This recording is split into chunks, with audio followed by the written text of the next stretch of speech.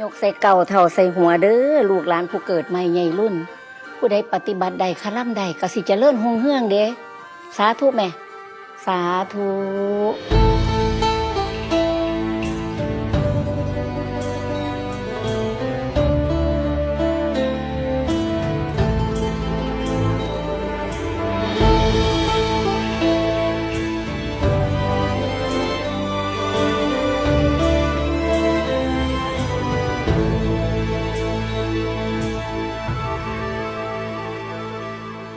ไข่อ่อยไว้ไหลเลียนทั้งก้นยำฟอนให้แผ่นภายตีนกายให้งามงอ